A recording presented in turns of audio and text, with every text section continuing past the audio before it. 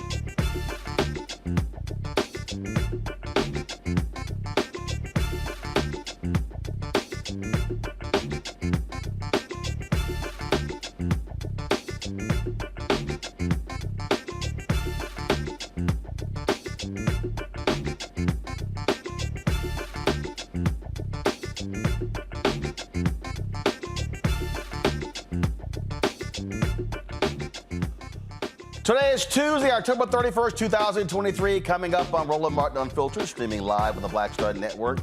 A Mississippi mother wants answers after an off-duty Jackson police officer killed her son. She wasn't even notified for months, even after filing a missing persons report. She and her attorney, Crump, will join us to discuss their call for a DOJ investigation. A Texas family is considering suing Northwestern State University in Louisiana over the murder of their son. The family's attorney will give us details about this bizarre case that led to the resignation of the school's head football coach and the cancellation of the season. FBI Director Chris Wray warned Congress about the potential terror attacks on U.S. soil inspired by Hamas attacks on Israel. We'll be joined by award-winning journalist Rula Jebreal to discuss how this war could lure the U.S. back into a war in the Middle East. An Alabama man is charged with threatening Georgia DA Fani Willis because of her prosecution of Donald Trump and others. And Brett Favre's defamation lawsuit against Shannon Sharpe gets tossed by a judge. Folks, it's time to bring the funk. I'm Roland Martin Unfiltered on the Black Star Network. Let's go. He's got it. Whatever the miss, he's on it. Whatever it is, he's got the scoop, the fact, the find. And when it breaks, he's right on time and it's rolling. Best believe he's knowing. Putting it down from sports to news to politics. With entertainment just for kicks, he's rolling. It's on go, roll, roll, y'all. It's Roland Martin, yeah. Rolling with Roland now. He's funk, he's fresh, he's real, the best, you know he's Roland Martin now.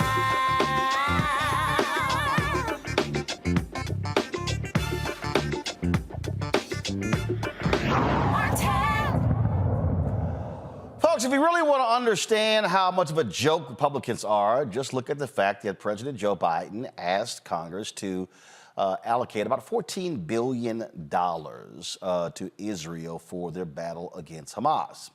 So Republicans go, sure, let's do that. So how about we, to pay for that, we'll take the $14 billion from the bill that was passed to fund the IRS, including making it easier to folks file so they don't have to use things like turbocharge. Now, last I checked, these are so-called fiscal conservatives. They love talking about the debt. How you gonna pay the debt off if, one, you keep allowing tax cheats to rip the country off of billions and billions of dollars? Goes to show you the Republican Party does not care about the little man. They don't care about the poor. They are literally the party of the rich. My panel, Mustafa Santiago Ali, former senior advisor for environmental justice, the EPA, out of D.C., joins me right now. Also, Randy Bryant, DEI disruptor, out of D.C. as well, and will be joined by, also joining us, Joy Chaney, founder of Joy Strategies, out of D.C. as well. So this is hilarious to me, Mustafa. They were angry when this passed Congress, saying, oh, they're going to be unleashing these IRS agents upon the working man and working woman in the country. Lied. Treasury Secretary Janet Yellen made clear that the money was not going to go towards folks who are middle class, small business owners. They were using the money to go after the rich. Why? Because Republicans have literally defunded the IRS over the last 10 to 20 years because they've been helping out their rich donors. Yeah, that's exactly right. They don't want to cut off the money pipeline to the Republican Party.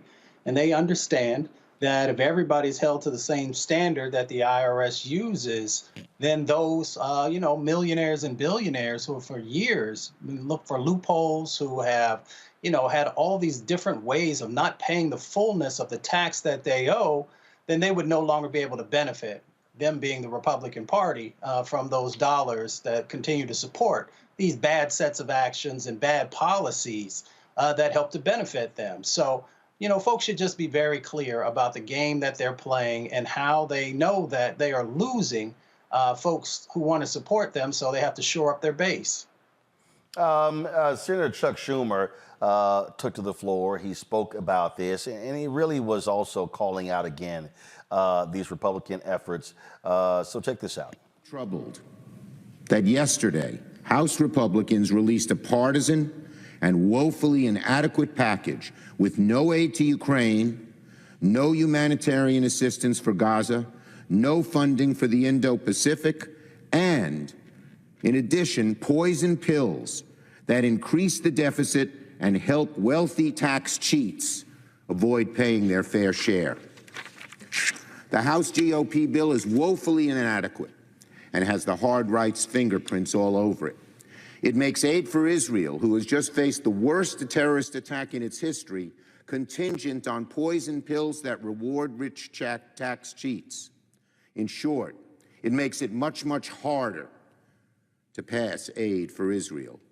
It's insulting that the hard right is openly trying to exploit the crisis in Israel to try and reward the ultra-rich. The new speaker knows perfectly well that if you want to help Israel, you can't propose legislation that is full of poison pills. And this kind of unnecessarily partisan legislation sends the wrong message to our allies and adversaries around the world. It's almost as if the real goal of this House GOP package is not to help Israel, but to get tax relief for the super wealthy, while leaving out Ukraine aid, leaving out humanitarian aid for Gaza, leaving out funding for the Indo-Pacific. I'm deeply troubled that yesterday House Republicans released a partisan At the end of the day, Randy, I just sit here and just laugh at these people because they're not serious people. And again, to make excuses and to provide and to sit here and yell and scream about how the IRS, how they're the evil people, when we're talking about billions and billions of dollars that we know for a fact that that the government is being cheated out of, and the people who are carrying this are low to middle income people. Right. And the Republicans are about protecting the top 1% of this population and ensuring that in any way they can get away with not having to pay taxes. So, of course, the IRS offices have been underemployed and underfunded for quite some time, but it's not something that the Republicans are worried about because they don't want the ultra wealthy to have to worry about being taxed and funding programs that are actually important. I mean, and they made it quite clear there. I can't even believe that they tried to attach the two in a bill and just had the audacity to come up there. But, you know, they depend on our ignorance. They depend on us not paying attention with this trickery that they do.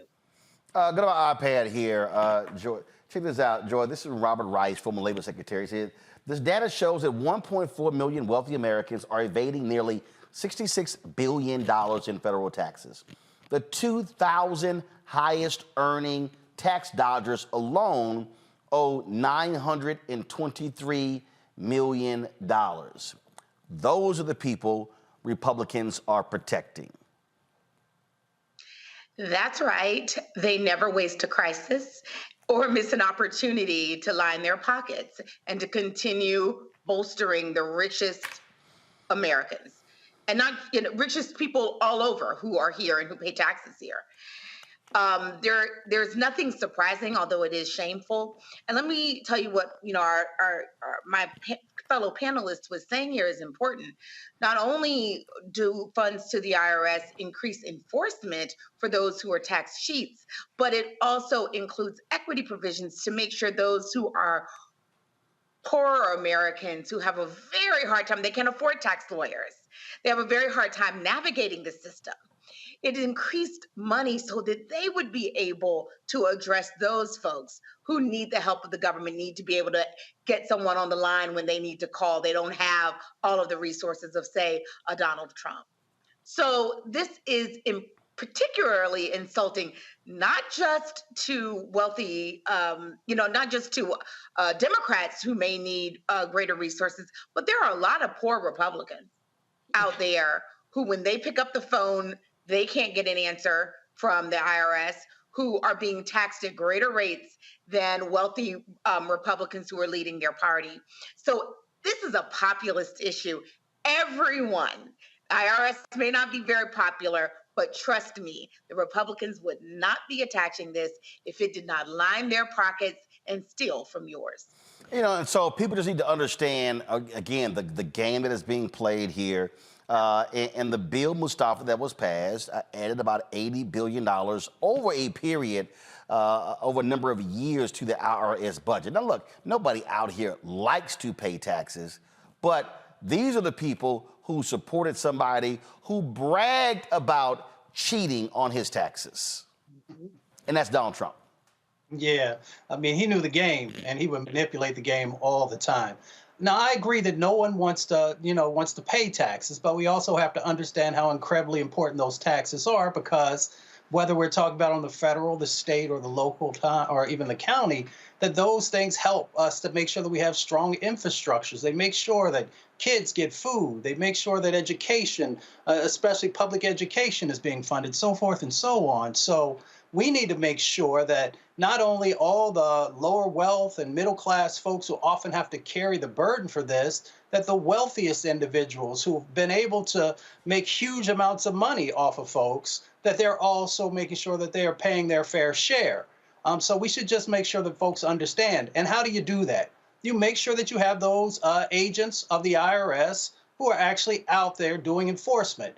The president was very clear with folks about the individuals and how much money individuals made who are going to be focused upon. So if you haven't done anything wrong, then it's okay, because those agents or the auditors, they will just go through the numbers. And if you haven't been, trying to get shady, then you don't have anything to worry about. It's those folks who have been shady. It's those who have been skirting around the laws that are there who have to be concerned. So for everyday people, you making $50,000, $35,000, $120,000, you don't have anything to worry about, because that's not what this new set of resources is focused on. It is focused on those high earners. And just so people understand, there's a guy who used to live in Chicago named Ken Griffin. He is one of the biggest Republican supporters. And this was a piece that was done by ProPublica. Go to my iPad. Henry, so this is what it says. Ken Griffin spent $54 million fighting a tax increase for the rich. Secret IRS data shows it paid off for him. And so if you go through this ProPublica story, what you will see is that Ken Griffin, billionaire. And then it says, in the end, Griffin spent about $18 for every one of the 3.1 million votes against an initiative. And then, and so what happened was that was a consultant for the IRS who actually leaked his tax records. And you see here, it said Griffin averaged an annual income of $1.7 billion from 2013 to 2018, the fourth highest in the country behind only the likes of Bill Gates. And again, it was all about not paying taxes. And those are the people the Republicans want to protect, because those are their donors. And that's why you have these Republican billionaires who are able to fund these super PACs and other efforts, because it's always about the money. I keep telling y'all, in America, if it ain't a money conversation, it ain't American conversation. Gotta go to a break. We'll be right back on Roland Unfiltered on the Black Star Network. Don't forget, you're watching on YouTube. Hit that button, folks. Hit that like button. Also, we want you to support us in what we do, folks. We are $290,000 behind where we were last year. Your donations are critically important for us to keep doing the work that we do. Look, this show is 2 hours a day. Faraji Muhammad's show, 2 hours a day. We have other shows on this network, the Black Star Network. We're the only black-owned, black news information digital network. Nobody else does the amount of information that we do every single day. 5 hours of original content every single day. Our goal is to add new shows to the network, but that also takes resources.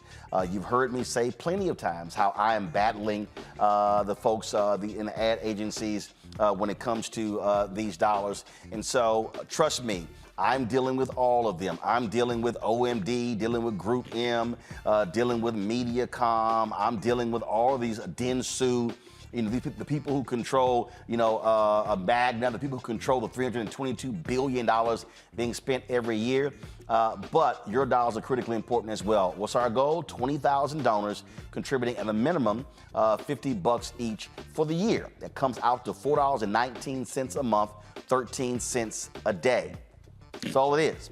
We don't charge a subscription fee. A lot of people have told me that's what we should do, but I wanted this show to be accessible to everyone, and that's why we do what we do. So you can send your check and money order, P.O. Box 57196, Washington, D.C., 20037-0196. Cash App is $RM Unfiltered. PayPal is R Martin Unfiltered. Venmo is RM Unfiltered. Zelle, Roland at RolandSMartin.com, Roland at RolandMartinUnfiltered.com. And for those of you who give via Cash App, PayPal, Venmo, or Zelle during the next 2 hours, I will personally shout you out right here on the show. Also, be sure to get a copy of my book, White Fear, How the Browning of America is Making White Folks Lose Their Minds. That book, all proceeds go right back into the show. And so you can buy that book, Amazon, Barnes & Noble, Target, Books A Million, Bookshop, Chapters, IndieBound, also Ben Bella Books. You can get it at RolandMartinUnfiltered.com. And of course, you can download the audio version on Audible. I voiced it as well. Folks, we'll be right back.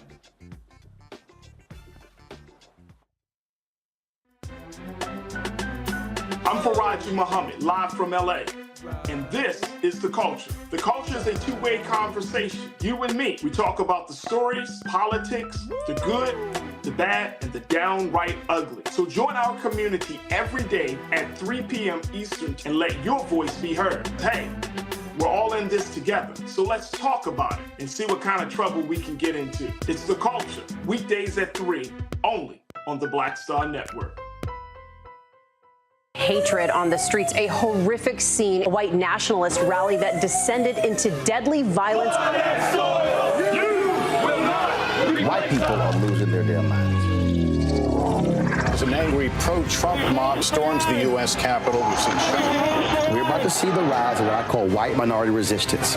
We have seen white folks in this country who simply cannot tolerate black folks voting. I think what we're seeing is the inevitable result of violent denial. This is part of American history. Every time that people of color have made progress, whether real or symbolic, there has been what Carol Anderson at Emory University calls white rage as a backlash. This is the rise of the Proud Boys and the Boogaloo Boys. America, there's going to be more of this. Here's all the Proud Boys, guys. This country is getting increasingly racist in its behaviors and its attitudes because of the fear of white people. The fear that they're taking our jobs, they're taking our resources, they're taking our women. This is white fear.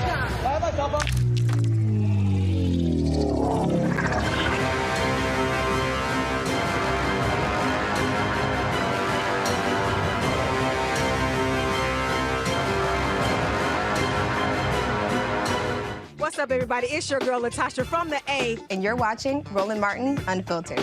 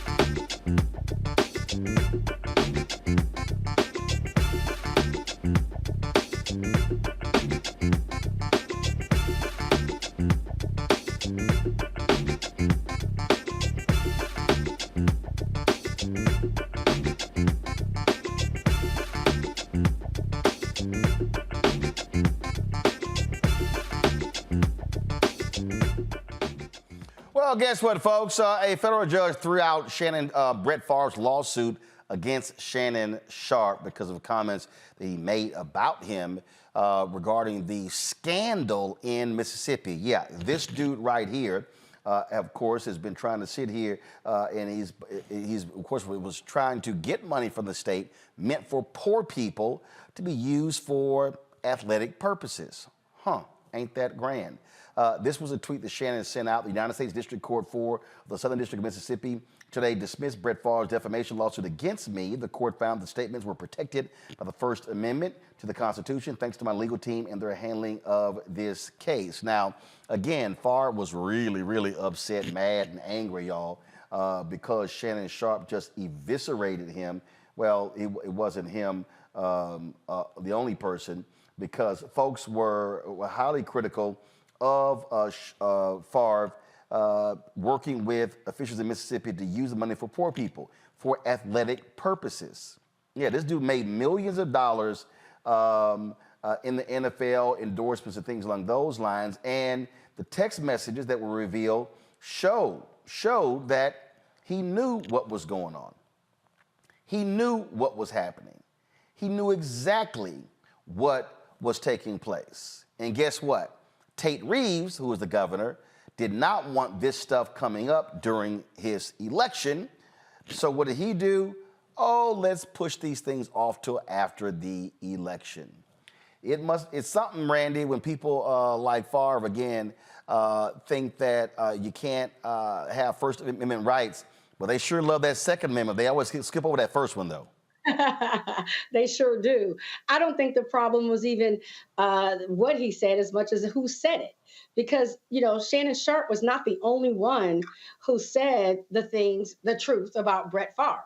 I mean, he was not the only one. I honestly believe that, there was some, angst or because it was a Black man saying the truth.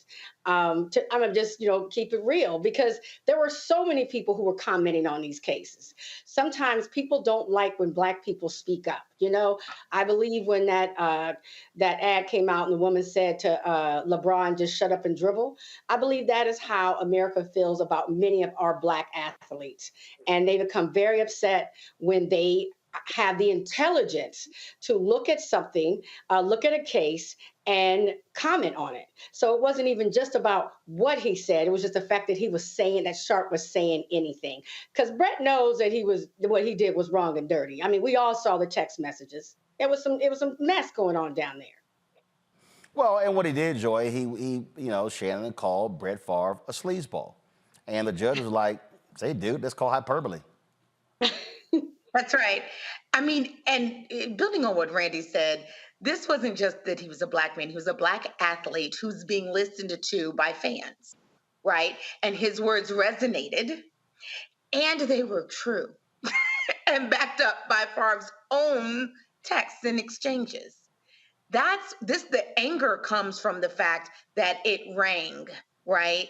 And it touched people. People heard it when it was said by Mr. Sharpe. So we know what the last segment was about, cheaters and hypocrisy, and this segment is about cheaters and hypocrisy. Here's what I love right here in this scathing 12-page opinion. The judge said, quote, no reasonable person listening to the broadcast would think that Favre actually went into the homes of poor people and took their money, that he committed the crime of theft, larceny against any particular poor person in Mississippi. Sharpe's comments were made against the backdrop of long-standing media coverage of Favre's role in the welfare scandal and the state's lawsuit against Favre. Listeners would have recognized Sharpe's statements as rhetorical hyperbole. Boy, judge lays it out right there, Mustafa. He sure does. This is important. I don't know if folks understand how important what Judge Sterritt did.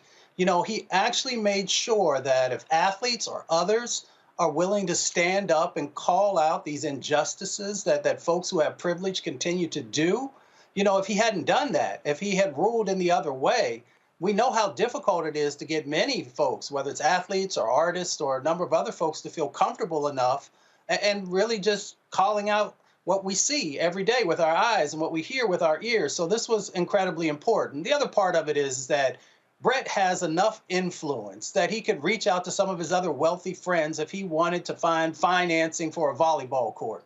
So he had no need to actually dip into a fund that was intended to help people who are in challenging times. So one, I applaud what the judge did, and we also got to continue to call out when individuals who already have wealth and privilege continue to try and, I'll say it this way, pimp our communities or pimp systems that are meant to help our folks. And you know what?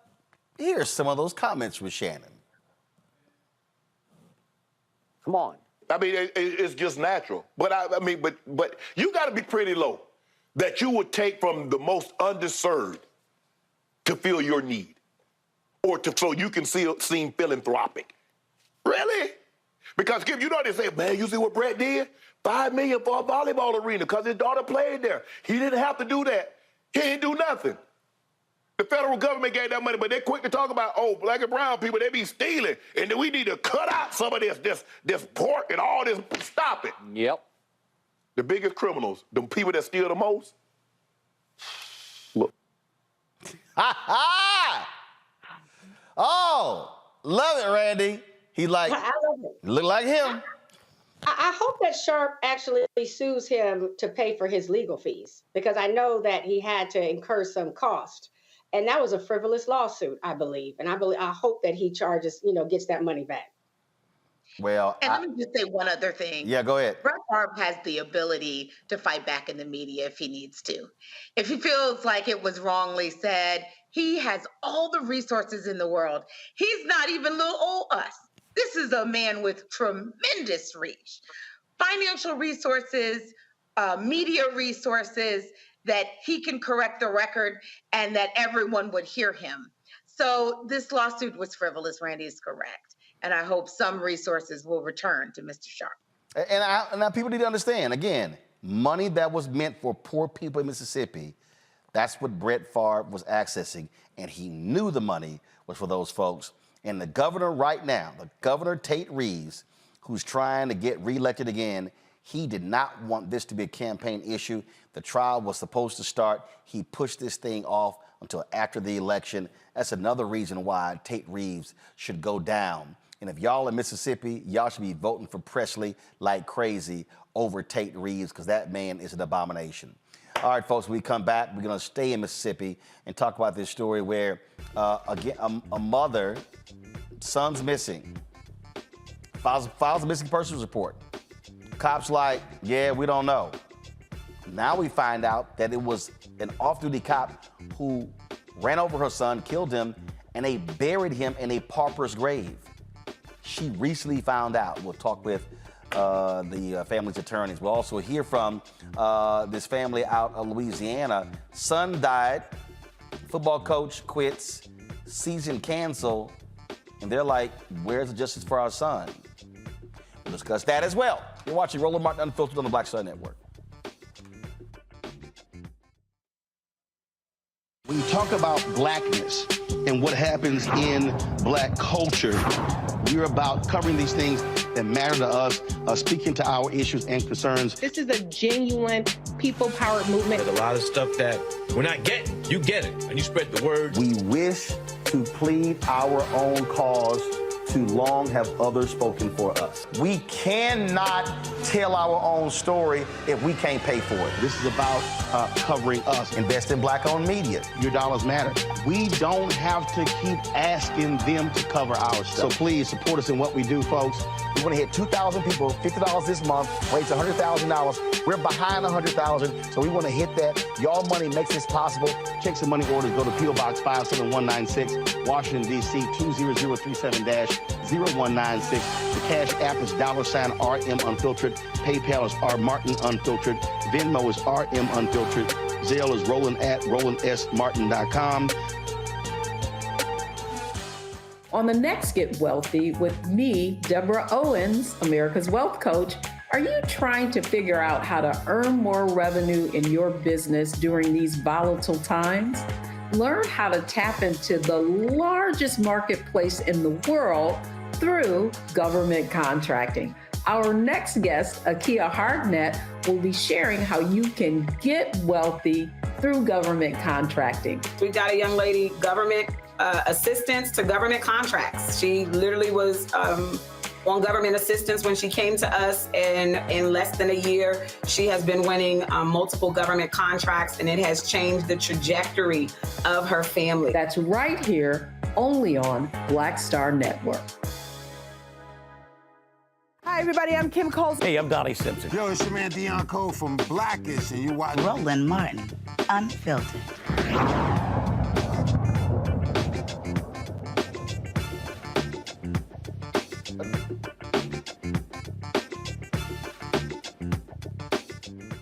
Imagine sending your son to college to play football, but ends up dying, possibly by his roommate, a roommate whom he reported to his coach about pointing a gun at him days before being killed. That happened to a Texas family and their son, Ronnie Caldwell Jr., who was attending Northwestern State University in Natchitoches, Louisiana. Ronnie's parents say his death could have been prevented. Troy Pradia and Jonathan Cox from the Cox Pradia law firm represent the Caldwell family. They now join from Houston. All right, so gentlemen, what actually happened here? When did this take place? What went on there in this Louisiana? Was this a dormitory? Was this an off-campus apartment? What happened? Well, Roland, on October the 9th, Ronnie Caldwell Jr. reached out to his father and said, hey, my roommate pulled a weapon on me. Can you please call Coach Brad Laird to have me put in another apartment in the same complex? So Ronnie Caldwell Sr. called Coach Brad Laird and, text Coach Brad Laird, and Brad Laird responded and said that he would move Ronnie Caldwell Jr. 3 days later, no action by Coach Brad Laird. The roommate shot and killed Ronnie Caldwell Jr. Okay, so shot and killed him. What happened to the roommate? The roommate was arrested for drug possession and gun charges. The case is still under investigation on the murder charge. So, we're not going to state who killed them. We're going to let the police decide that in the district attorney's office. And so we're waiting on that investigation to be complete. Okay, but so what I'm saying, so was the roommate arrested? Arrested not for murder, but for weapons charges and drug possession.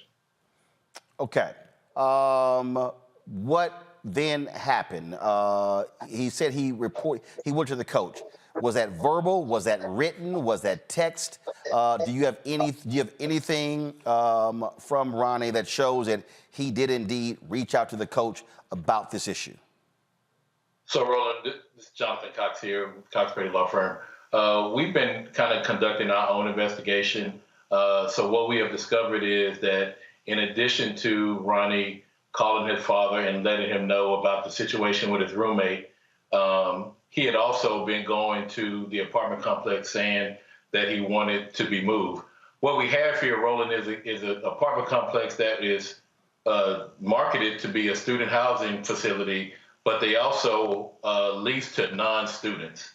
And so Ronnie was with a roommate in an apartment. He had a mold issue, and they moved him to an apartment with a non-student. And he was in there probably 3 to 4 months before his death. And during that whole time, he had made complaints to the apartment complex. He wanted to move out of that apartment complex. The guy was just somebody who wasn't like-minded as him. And it ultimately ended up in this situation. And once the report was made to the coach, they still didn't do anything. And 3 days later, he was dead. Again, head coach Brad Laird resigned. Ronnie's father sent a text message to the coach saying that he needed help getting Ronnie moved, saying that the roommate, Josh McIntosh, pulled a gun on him. As you said, McIntosh was arrested for possession of a firearm in the presence of a controlled dangerous substance. Also, another player, Maurice Campbell II, he was also arrested for obstruction of justice, possession of marijuana with the intent to distribute, and possession of a firearm in the presence of a controlled dangerous substance. Now, how long, so Ronnie gets shot.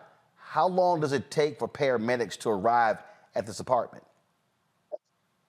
Well, we have different reports. Some say 10 minutes, somebody said an hour. We're not really sure. We need to get the reports from the ambulance service. So we won't speculate about that.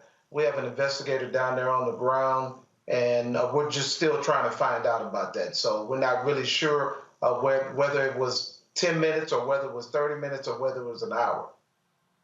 So what's weird to me is, Coach Laird resigns, and this is a statement that he put out. It's actually sort of strange to me.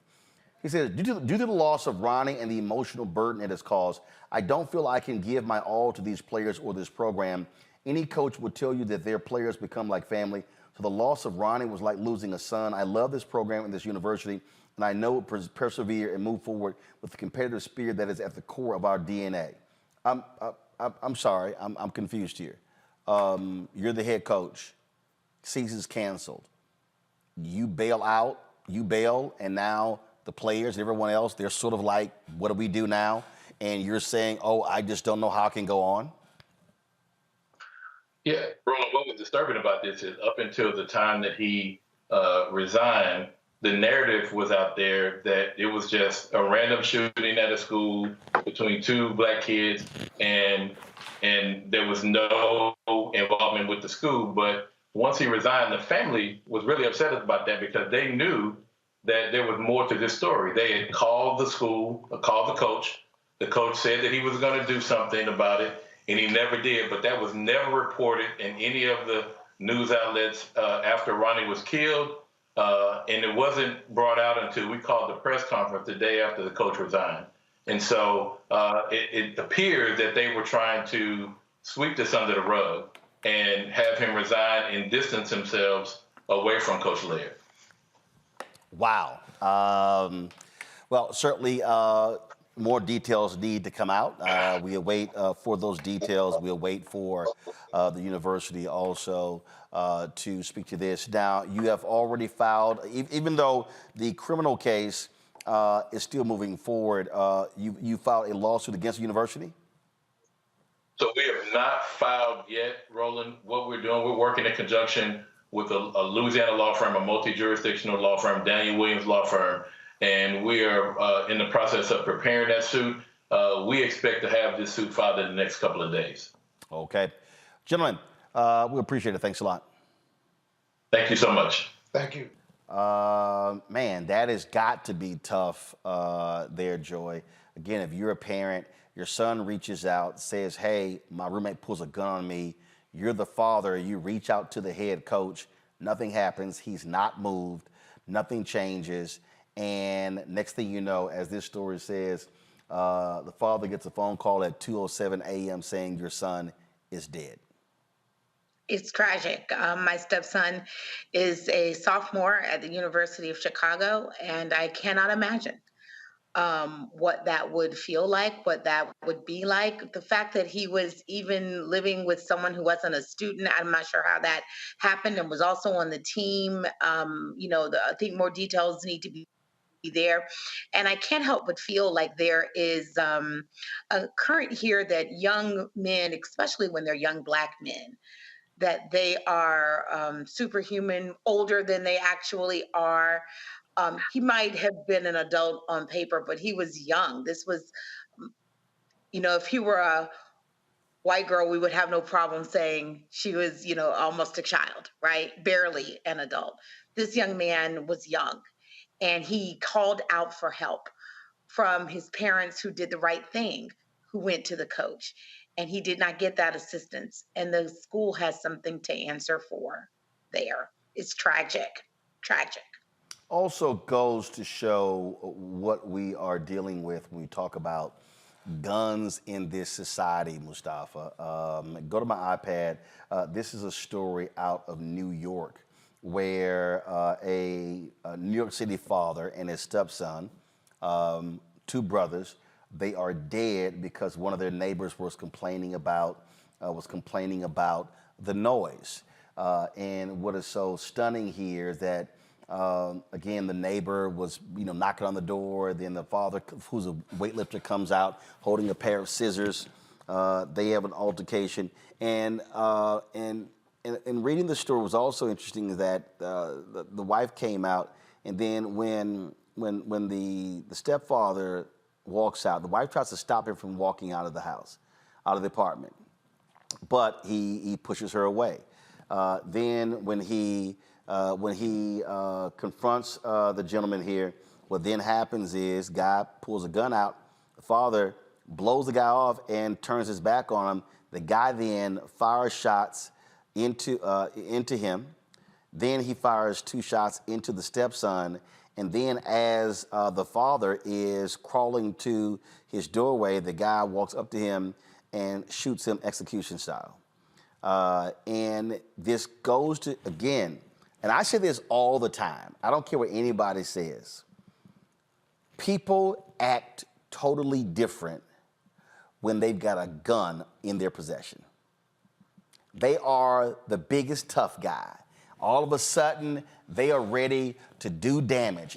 This always happens, Mustafa. I don't care what anybody says. I fundamentally believe that a person acts completely different and far more rational when they do not have a weapon as compared to that false sense of insecurity, entitlement, and bravado when they do have a gun. Oh, without a doubt. And we live in a society here in the United States where we have more guns than we have people. The numbers are almost at 400 million guns. Those are the guns that folks know about that exist inside of this country. So when you have the mix of both guns and then you have all these stressors that people are dealing with, you just have this mix where folks just want to pull on folks. And not only did the father get shot, but also there was another person that got shot. This individual, I watched the video. I try to stay away from that stuff, but it caught my attention. He put multiple shots into folks. And he also made sure that he had headshots on folks. Yep. So he was serious about ending people's lives. And now his life, he's actually going to end up in prison because whether he gets away with the father that he shot, he's definitely not going to get away with the other individual who made no advances toward him. But it all comes back to the fact that we continue to flood our communities with these weapons. Instead of folks figuring out ways to de-escalate, step back for a second, be like, yo, let's talk about this later, walk away. And unfortunately, whether it's we're watching movies all the time where people are getting shot, we got all these other things that make it seem like it's not real. But as soon as you pull that trigger, the reality becomes that somebody is going to get hurt or somebody's going to lose their life. And one of the reasons also is that we won't move forward on significant gun legislation. We continue, it goes back to what we've been talking about all day. We got these folks on Capitol Hill who don't care about everyday people, are willing to sacrifice people because they continue to get all this money from the gun lobby and all these other types of places. And we've just got to, one, utilize the power of our vote to change this dynamic, but we also have to make sure that we're doing some work in our communities. I used to work for an organization called Root Inc., reaching out to others together. We specifically focused on trying to de-escalate and trying to mitigate these gun violence situations that continue to go on. And we just don't have enough resources that go to those types of organizations. And guess who's real quiet, Randy? The gun people and the pro-lifers. Always. I'm sorry, the so-called pro-lifers. Right, always. I mean, whenever we're involved, you don't hear a whole lot from them. They speak up only when it serves their contingency.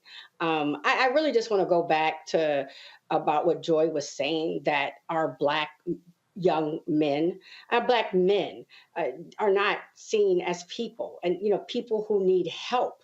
I mean, that's what really strikes me about this. I have not a doubt in my mind that if a young 20-year-old white girl had called and said that her roommate had pulled a weapon on her, she would have been moved that day right? Or that roommate would have been moved out. I mean, this is not something, he didn't complain and say he's dirty. He didn't complain and say he plays his music too loud. He said this person has pulled a weapon on me. That child was asking for help and received none. And I believe it is because people are desensitized to violence within the Black community and believe that we are supposed to be able to handle it. It's no big deal for him. You know, he probably comes from a place that he's used to that type of stuff. And that is the part that is really scary to me about that case. Indeed, indeed. All right, folks, hold tight 1 second. I got to go to break. We come back. More on Roland Martin Unfiltered on the Black Star Network. Top of the hour, we'll talk about what's happening in Israel and Gaza. President Biden's approval rating among Arab Americans drops 42 points.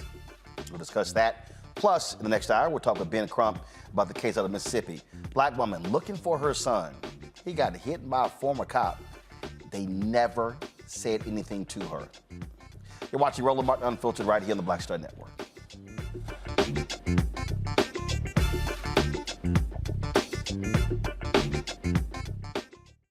Hi, I'm Dr. Jackie Hood Martin, and I have a question for you. Ever feel as if your life is teetering and the weight and pressure of the world is consistently on your shoulders? Well, let me tell you, living a balanced life isn't easy. Join me each Tuesday on Black Star Network for A Balanced Life with Dr. Jackie. We'll laugh together, cry together, pull ourselves together, and cheer each other on. So join me for new shows each Tuesday on Black Star Network, A Balanced Life with Dr. Jackie.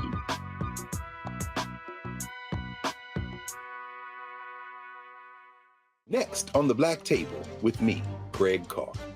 Immigrants lured off Texas streets and shipped to places like Martha's Vineyard and Washington, D.C. Believe it or not, we've seen it all before. You people in the North, you're so sympathetic to Black people, you take them. 60 years ago, they called it the reverse freedom rides. Back then, Southern governors shipped Black people north with the false promise of jobs and a better life. It's a part of a well-known playbook being brought back to life. So what's next? That's next on the Black Table, a conversation with Dr. Gerald Horne about this issue of the reverse freedom rides, right here on the Black Star Network. I'm Dee Barnes, and next on The Frequency, we talk to award-winning screenwriter and director Chanel Dupree about her film, You Think You've Grown, the adultification of young Black girls. This is a conversation that all women can relate to. This woman was like, oh my God, you know, I went through this when I was a kid. She wore something, it was a maxi dress, but the way it fit on her body, this female teacher thought that she looked too grown and spun her around in front of a male teacher and said, do you think she looks grown, right? Oh my God. So that's next time on The Frequency on the Black Star Network. Hey, what's up? It's Sammy Roman. Hey, it's John Murray, the executive producer of the new Sherry Shepherd Talk Show. It's me, Sherry Shepherd, and you know what you're watching, Roland Martin Unfiltered.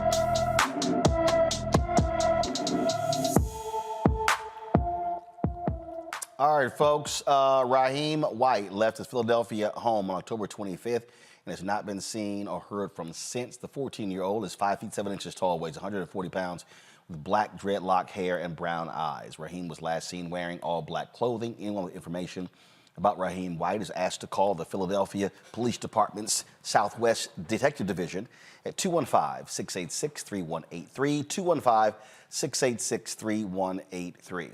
An Alabama man is facing federal charges for making threats against a Georgia prosecutor and a sheriff related to an investigation into Donald Trump.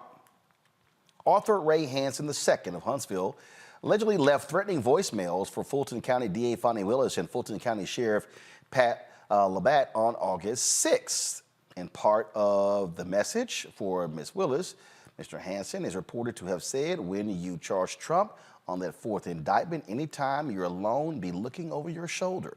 Prosecutors say Hansen called the Fulton County government customer service line about a week before the indictment was returned.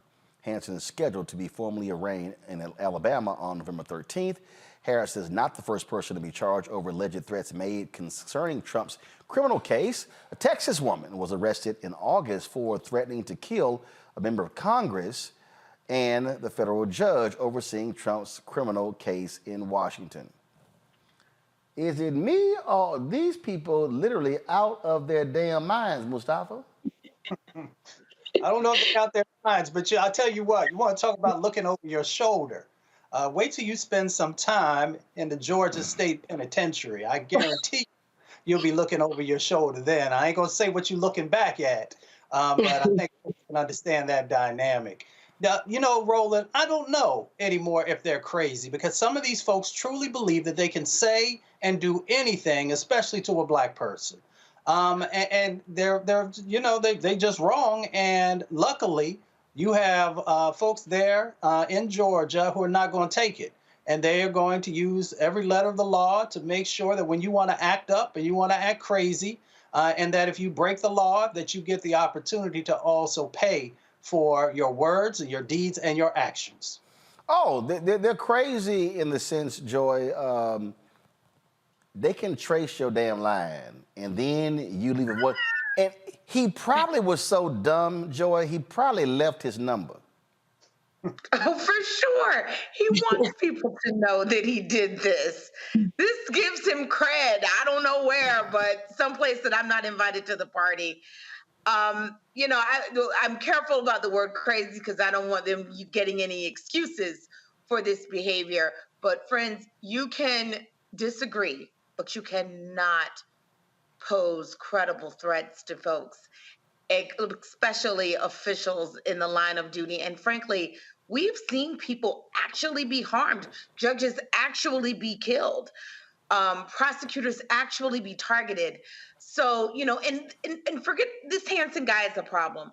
But if you are a politician, if you're Donald Trump, if you're an elected leader of any kind, you have to be careful about what you say, because you are inspiring your supporters to do outrageous things and illegal things and perhaps violent and murderous things. So, you know, these are serious times we live in, and you just can't say everything. They gonna learn real quick, Randy. What I don't understand is all these people.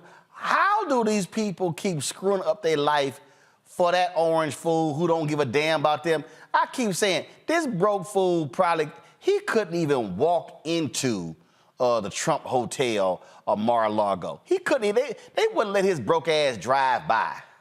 Oh, no.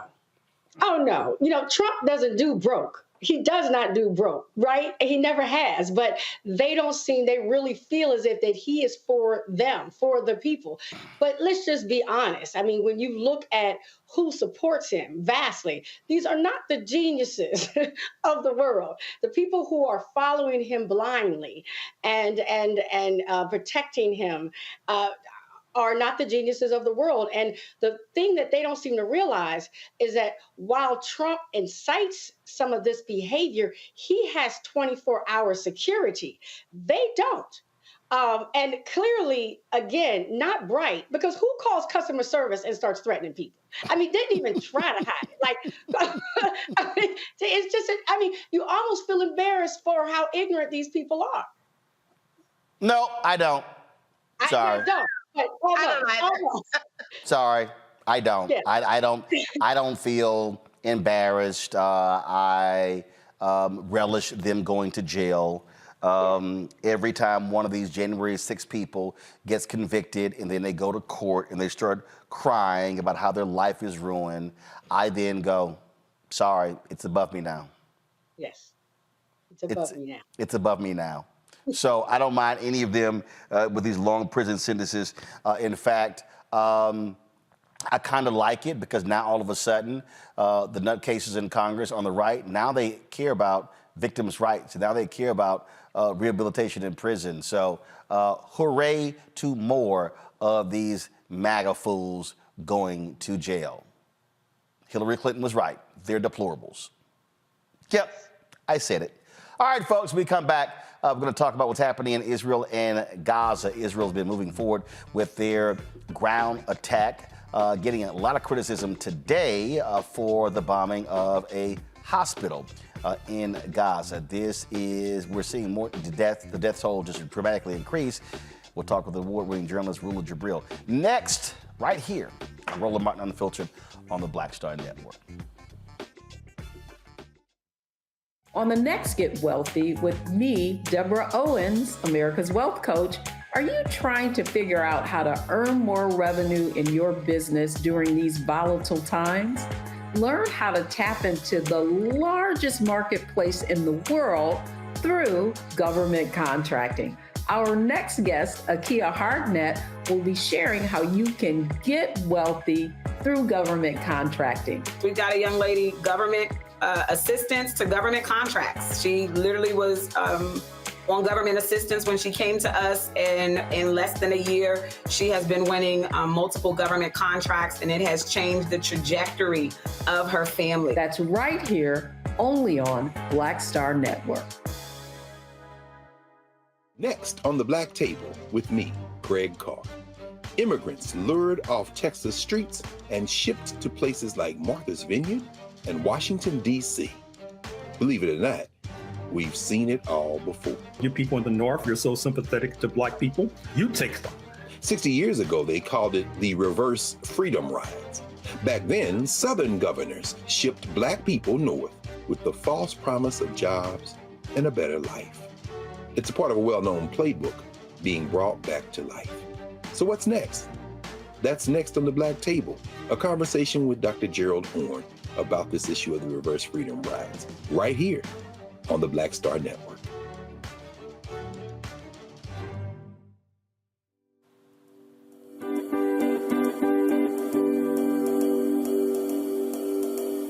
No, I see.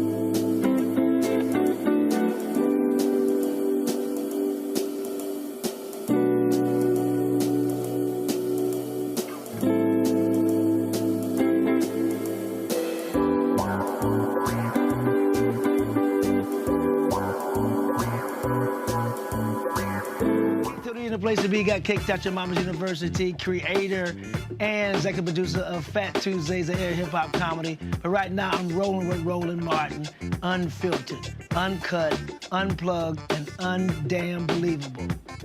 You hear me?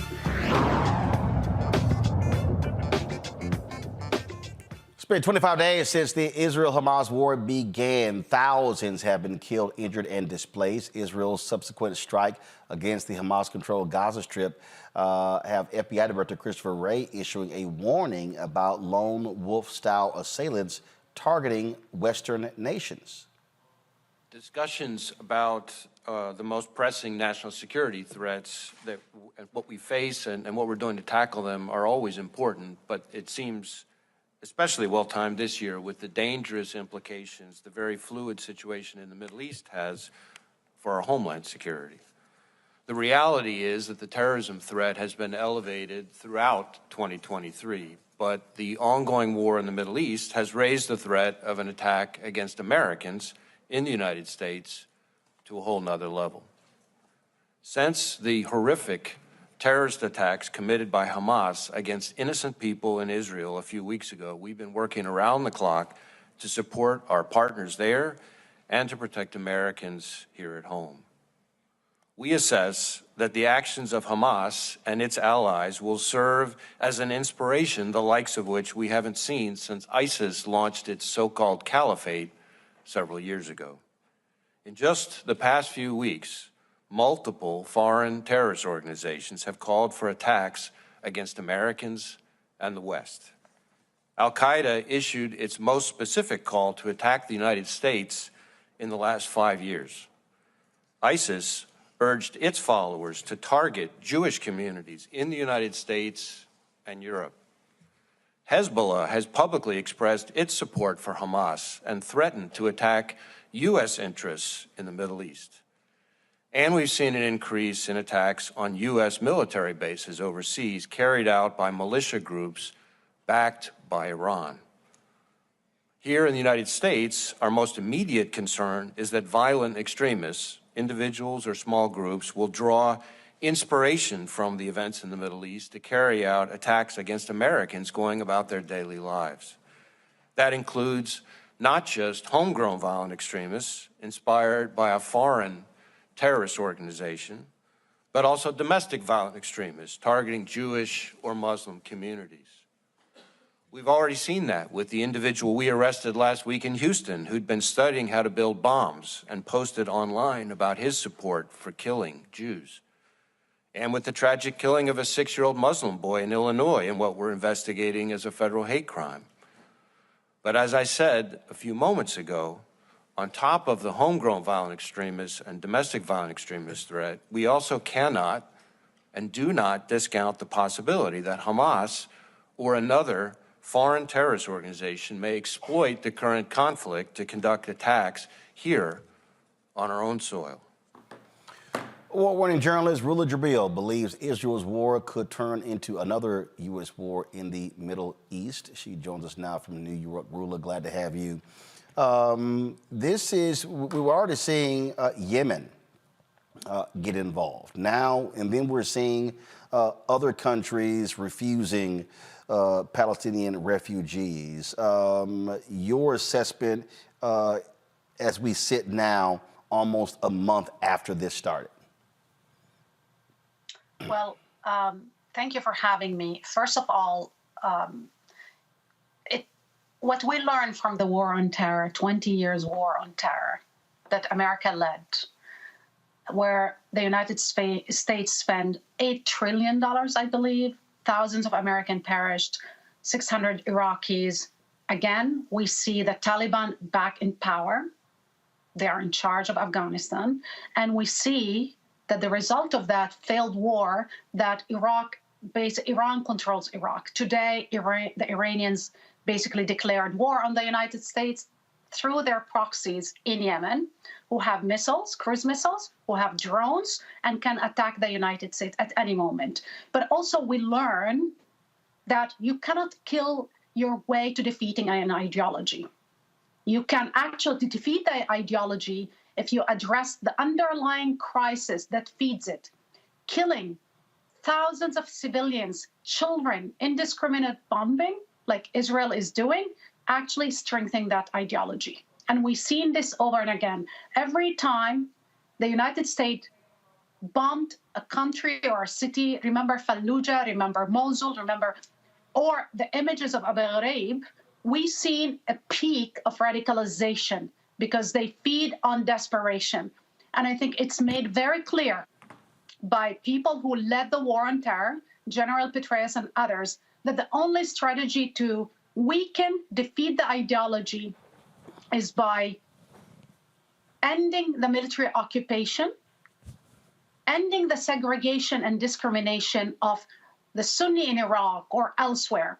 And even the Israeli generals and people in charge of the security apparatus, like Ami Ayalon, who was in charge of the Israel, who's Chris Wray of America, in charge of the FBI of the Israel. He said, without a Palestinian state, absent a Palestinian state, we will be in forever wars. That is the driver, the main driver behind the violence. What do you say when critics, those who oppose your position, when they say, well, if Hamas does not orchestrate this attack on October 7th, none of this is happening?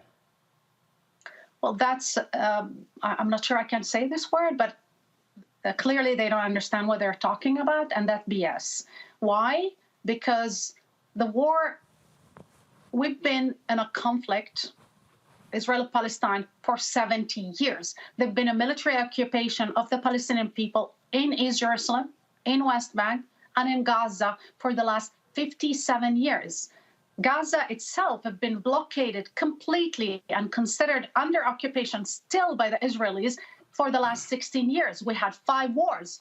I mean, either I don't know if they were sleeping or dreaming or having cocktail, but this is a reality that we have on the ground. And for 56 years, 7 years almost, Israelis decided and told the world that the only way they could feel safe if Palestinians are on their knees, are under military occupation, behind walls, in cages, without any rights, human rights, civil rights, political rights whatsoever, systematically oppressed and violated in every level of their life. I mean, the level, while we're talking about Gaza, rightly so, if you look at the occupied territory of, the West Bank, where Hamas doesn't exist, in the last week only, 120 Palestinians were killed. We've seen, pictures and videos of Abu Ghraib-style torture made by very fanatical, radical settlers who come from New Zealand and Australia and the United States and Brooklyn, and they feel more entitled to the land, and they want to steal the land and depopulate the population because they have an agenda with God. They think that God told them this is their land, and they need to take it. So we're focusing on the fanaticism and the terrors that Hamas is, engaged in, but we're also neglecting the fanaticism, the ethno-religious project of exclusion and purity led by those in the West Bank, and they elected their government. I mean, the far-right government of Bibi Netanyahu have a terrorist, a convicted terrorist that is Ben Gvir, who his whole agenda is to ethnically erase Palestinians. They even call for a second Nakba, which is the extermination of Palestinians, in parliament. We're not dealing with normal people. We're dealing with a far-right extremist government that believe that God told them the entirety of the land should be theirs and there should be no Palestinians. You're Palestinian. You were born in Israel. You've seen this up close and personal. We are seeing significant protest around the country. I had Malcolm Nance on the show yesterday, and he was questioned about this notion that some people suggested, well, if you are protesting for the Palestinians, that you are anti-Semitic. And you hear this. You hear this where people are like, well, if you're on the Palestinian side, you're on the side of Hamas, as opposed to being on the side of the Palestinian people. Then you have folks out here. There's some people, a number of people who are Jewish who've been protesting, who say Netanyahu has to go. You see President Biden, his position that he's taken to stand with Israel is costing him significantly among Arab Americans, especially young folks as well. And so, looking at all of this, what does a person say? What does a person do? Because I know a lot of people who are like, man, you know what? I don't want to say anything because, hell, I'm afraid of getting fired and losing my job depending upon what I say.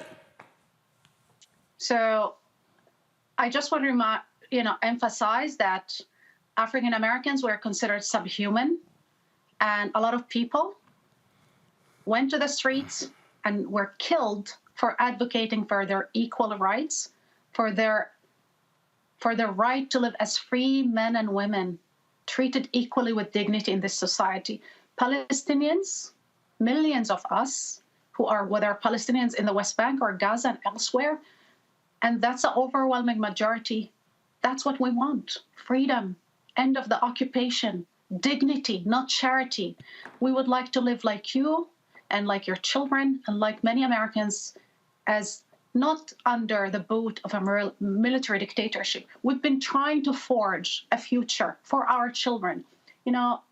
I lived all my life under military occupation. I was raised in an orphanage. The orphanage was established in 1948 by a woman who collected children who were the survivor of a massacre at Deir Yassin. The oldest one was 8 years old. The youngest one was 1 year old. They always told me that how their homes were blown up, how their families were butchered and tortured and massacred, how their lands were stolen, how they became refugees in their own land, traumatized, terrorized. So when I look at their aspiration to live in a world that is free of fear, of hatred, of racism, is that not legitimate? Is that not legitimate? And we need to be very clear about real anti-Semitism, and I believe Donald Trump is anti-Semitic, but he's pro-Bibi. When he says that American Jews, are disloyal to Israel, that's anti-Semitism. When he invited Nick Fuentes and these real anti-Semites, that's anti-Semitism. It's the hatred of Jews because they are Jews. But to criticize Israel policies, that is not anti-Semitism. To criticize Zionism, which is the ideology of the government, that's not anti-Semitism.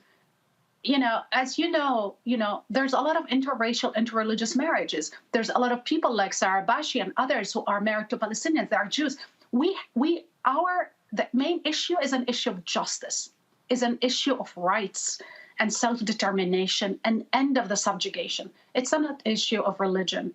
And Bibi yesterday, Netanyahu tried to put religion in the midst, and he talked about the Bible, what the Bible.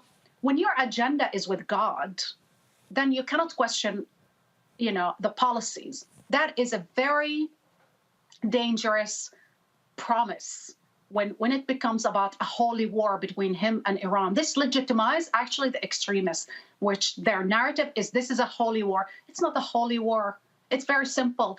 Do we all, as human beings in the 21st century, deserve to be free, deserve equal rights, or we deserve, as brown, black Palestinians, people from the global south, do we deserve, equal rights? But not only that, do we deserve international law and the protection under international law, or Israel is above the law? These are the questions that are being asked. And I think America has to decide, are we for, against military occupation when Russia does it, but we are for military occupation when Israel does it? Are we, as Americans, the United States, do you stand for freedom for Ukrainians, but not for Palestinians? These are the heart of the issues when it comes to double standards, and which undermine the whole promise of Joe Biden and his administration of rule-based international order. I mean, today I received a text message from a professor of international affairs, one of the best in the Middle East. He tweeted saying, I apologize to my student. I taught them international law. Clearly, America and Europe and the UK doesn't think it applies to us because in their eyes, we're still under colonial rule. We're still the subject, the subhuman, the animal. And it made me cry and weep because you're losing a generation of people who believe in America's ideals and want what America offers: freedom, democracy, dignity, opportunity. Oh, hold tight 1 second. Going to a break. We come back. My panel has some questions for you as well, Rula.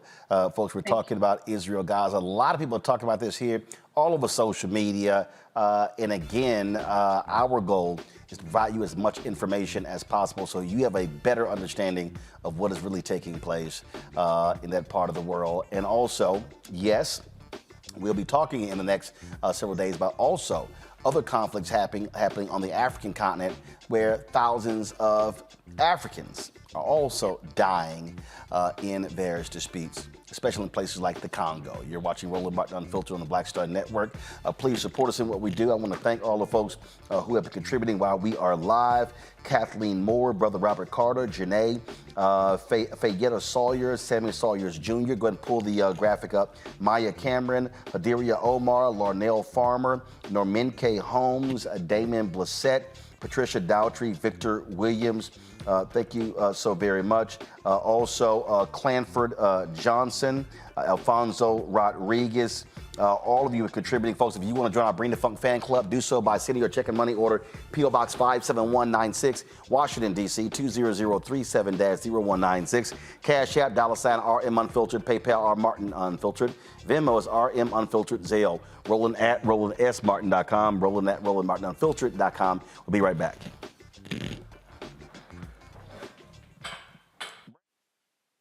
I'm Dee Barnes, and next on The Frequency, we talk to award-winning screenwriter and director Chanel Dupree about her film, You Think You're Grown, the adultification of young Black girls. This is a conversation that all women can relate to. This woman was like, oh my God, you know, I went through this when I was a kid. She wore something, it was a maxi dress, but the way it fit on her body, this female teacher thought that she looked too grown and spun her around in front of a male teacher and said, do you think she looks grown, right? Oh my God. So that's next time on The Frequency on the Black Star Network. Hi, I'm Dr. Jackie Hood Martin, and I have a question for you. Ever feel as if your life is teetering and the weight and pressure of the world is consistently on your shoulders? Well, let me tell you, living a balanced life isn't easy. Join me each Tuesday on Black Star Network for a Balanced Life with Dr. Jackie. We'll laugh together, cry together, pull ourselves together, and cheer each other on. So join me for new shows each Tuesday on Black Star Network, A Balanced Life with Dr. Jackie.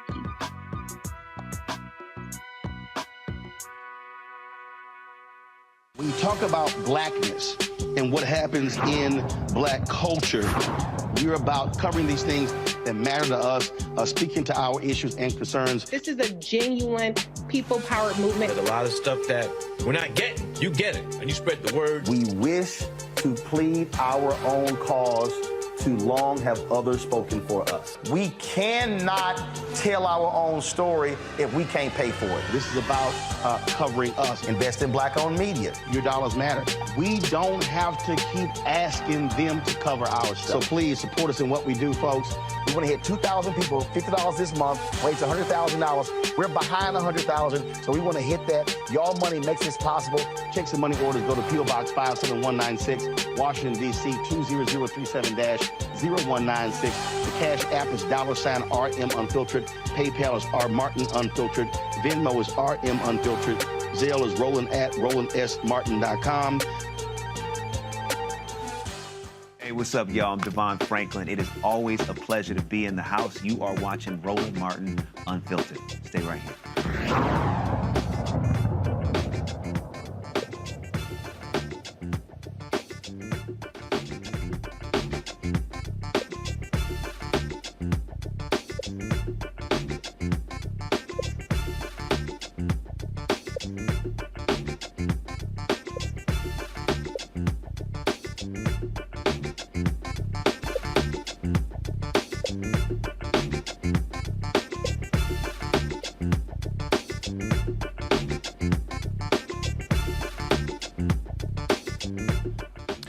All right, folks, welcome back to Roland Martin Unfiltered. We're talking with award-winning journalist Rula Jebreal about what's happening with this Israel-Gaza war. Let's start with my panel. First off, Mustafa Santiago Ali, your question for Rula.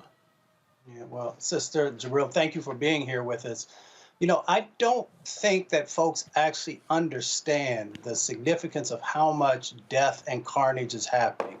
You had mentioned before about both the Iraq war and the Afghanistan war. We had 7,000 soldiers who lost their lives over, about 18-year time period. And now we've had about 8,000 folks, who have lost their lives in Gaza. We, of course, have the 1,400 that were there in Israel. Can you really help people to understand? And then, of course, all the babies and children who have lost their lives.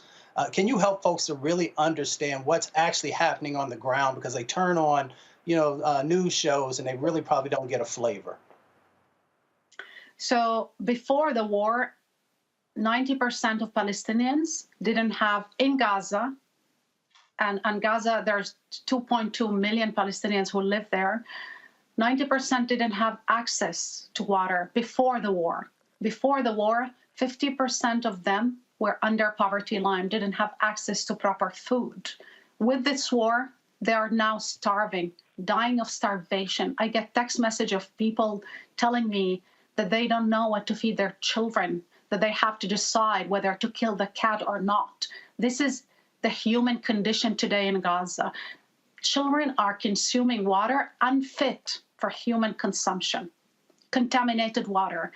People in the hospitals, the Shifa hospital that Netanyahu threatened to bomb because he conveyed that there is some kind of tunnels underneath it. And by the way, the UNRWA, the agency, refugee agency, and a lot of doctors who worked there for 16 years, international doctors, said they never seen any proof of that, that this is not the first time that Israel made that claim. This is the 8th time that made that claim.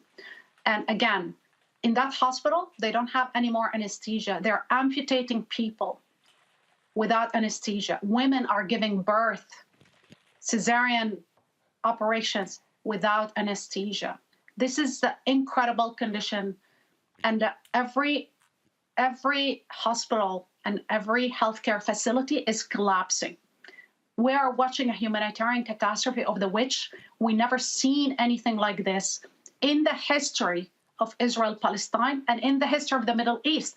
I testified before the European Parliament about the humanitarian catastrophe in Yemen in 2018, and that was a tragedy beyond. But it was a span of years. In the span of 3 weeks, Israel killed around 8,000 Palestinians, of which 3,500 children. And then we have around 2,000 bodies under the rubble that nobody can recover because they're being shelled and carpet bombed continuously. We've seen that today they attacked the refugee camp, a refugee camp. Let me reiterate that, a refugee camp. The Jabalia refugee camp bombarded that, dropped a 1-ton bomb. They dropped, by the way, 7,000 bombs and missiles, which is the same amount that America used in Afghanistan and Iraq combined in years, in a very small strip of land, heavily populated, and it's only 45 kilometers. And the mass atrocity that are being committed today, that we are witnessing in real time, is the direct product of decade-long Israeli impunity provided by the UK, the US, and Europe, and for decade-long dehumanization of Palestinians in mainstream media, the exclusion of voices. I am so blessed and lucky to be here, but this is the only time my humanity is not questioned. This is the only time I don't have to defend our existence. This is a protest that took place in London. We're seeing this all across the world, Rula. And what's also interesting is that you have the efforts trying to shut down Al Jazeera. Even the United States has said, hey, has gone to the Qatari government and saying, hey, can Al Jazeera pull back? You have some places that literally are banning pro-Palestinian protest. Exactly, and the tragedy that, even though we have really, the media is very one-sided, as we know, except, small pockets, people don't believe them anymore. The overwhelming majority of the global South, the brown and black world, does not believe the lies. They didn't believe it about the WMD in Iraq, and they don't believe it now. They don't believe that a nuclear state power, which is Israel, cannot do anything except murdering Palestinians.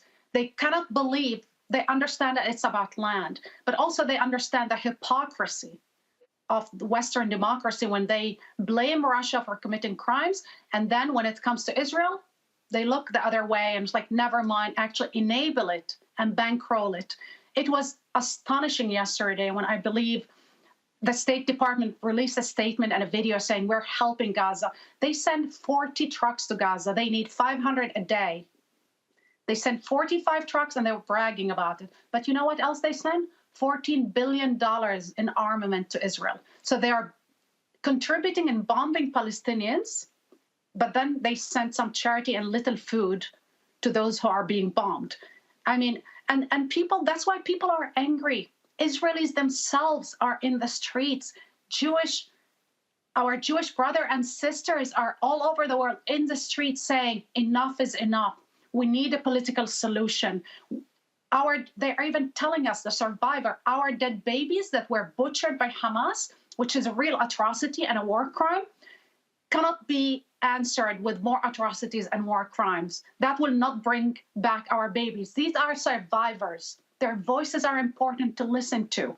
People who negotiated with Hamas on behalf of the Israeli government, the current Israeli government, like Baskin, who was an advisor to the Israeli government of Bibi Netanyahu, are telling us that the prime minister enabled and strengthened Hamas by negotiating with them, giving them money. There's a direct quote from Bibi Netanyahu himself who said, anybody that want to thwart a Palestinian state need to support Hamas, finance Hamas, because then we can use Hamas as a scarecrow and say, well, we don't have a partner.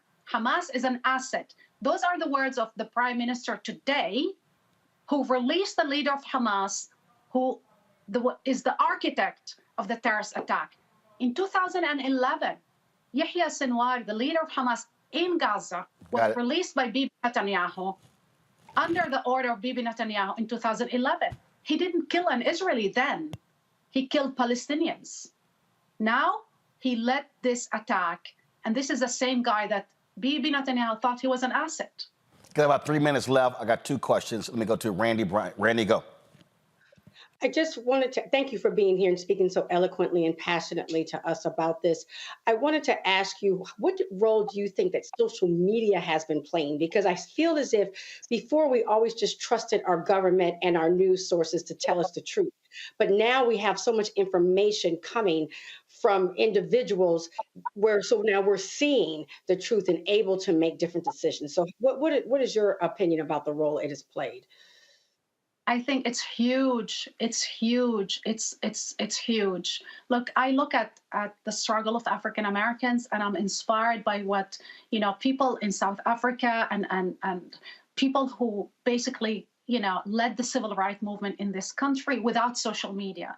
It took years, hundreds of years. Today, we have the news in zero time, and we don't trust the same people who sold us the lies about the Iraq War, who sold us many other lies. And we question their truth. So when Israel says we never bombed a hospital, well, let an international investigation decide. And then they tell you, oh, no, we don't want an international team to investigate. But then we remember they killed our colleague, Shireen Abu Akleh, last year. They lied about it, and then they confirmed it 6 months after. They bombed the headquarters of the UN in Lebanon, 1996, killing 110 people. They lied about it. And then guess what? The United Nations determined that Israel did it. So people don't trust governments anymore for good reasons. Thank you. Joy, go ahead. Yeah. I hope everyone will watch this segment. I've learned a lot. I think many of us are still learning about this. Even those who know more history are still learning. What do you want from the American people? What do you want them to do? If you could speak to them right now, the American voter, what do you need them to do? Please ask the government to stop the killing of children. Please pressure Joe Biden and Democrats to stop the murder and the slaughterhouse in Gaza. Gaza is an open-air prison. Now it's becoming a cemetery for children, a slaughterhouse, a carnage. Nobody will be safe. No Israeli will be saved if more Gazans and more civilians and more children die.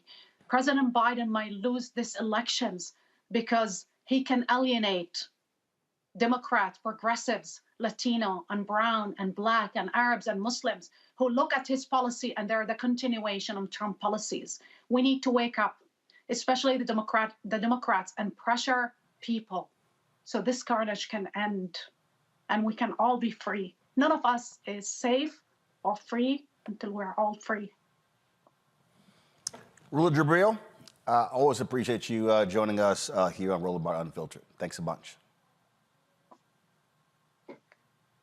Folks, when we come back, we'll talk with attorney Ben Crump and the family of a Mississippi man missing.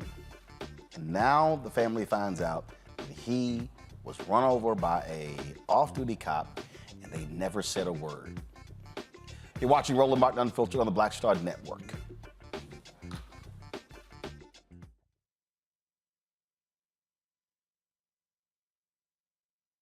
Hatred on the streets, a horrific scene, a white nationalist rally that descended into deadly violence. white people are losing their damn minds. As an angry pro-Trump mob storms the U.S. Capitol, we've seen Shannon. We're about to see the rise of what I call white minority resistance. We have seen white folks in this country who simply cannot tolerate black folks voting. I think what we're seeing is the inevitable result of violent denial. This is part of American history. Every time that people of color have made progress, whether real or symbolic, there has been what Carol Anderson at Emory University calls white rage as a backlash. This is the rise of the Proud Boys and the Boogaloo Boys. America, there's going to be more of this. Here's all the Proud Boys, guys. This country is getting increasingly racist in its behaviors and its attitudes because of the fear of white people. The fear that they're taking our jobs, they're taking our resources, they're taking our women. This is white fear.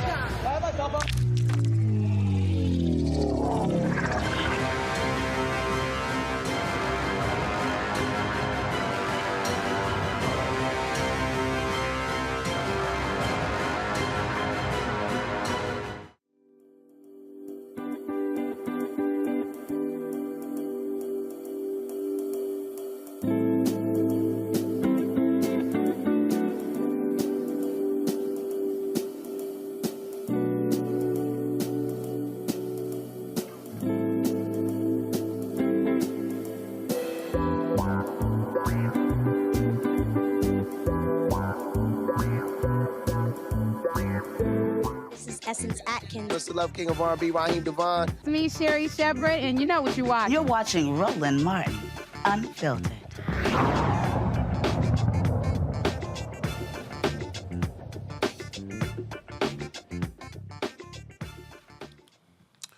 Folks, so the story of Mississippi is unbelievable. It is strange. It is astounding. And you're sitting here going, how in the hell does this actually happen?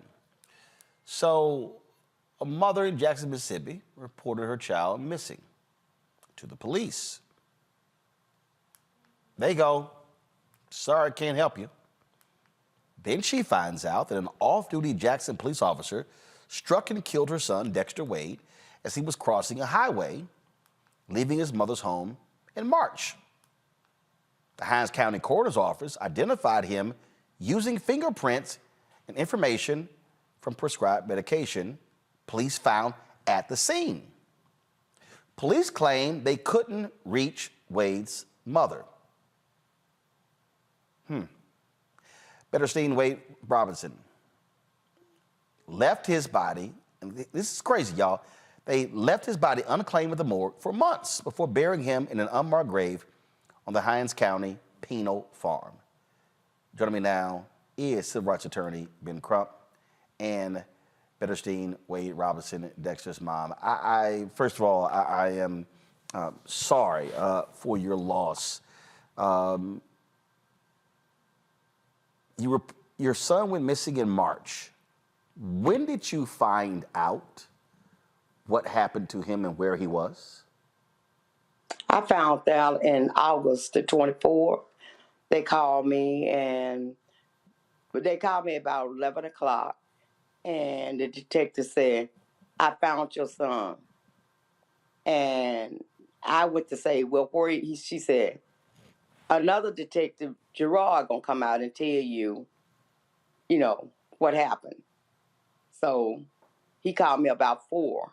He made it there around 5:30 or something, 6. And he said, I'm sorry. Your son is deceased. And I started crying. I'm confused. He went missing in March. When did you file a missing persons report? I filed a missing person report in March the 14th. So you literally filed a missing persons report in March? Yes. And they identified who he was? Yes. So we're not talking about, let's just be clear, we're not talking about the New York City Police Department, the Houston Police Department. We're not talking about a very large city.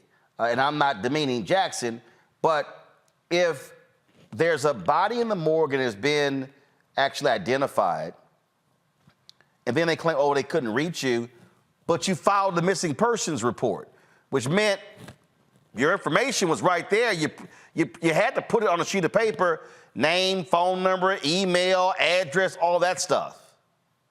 Yes. They knew who he was, Roland, on the first day. Say it again? They knew his identification on March 5th when they first hit and killed him. And so, all right, so this is what I need to understand. Okay.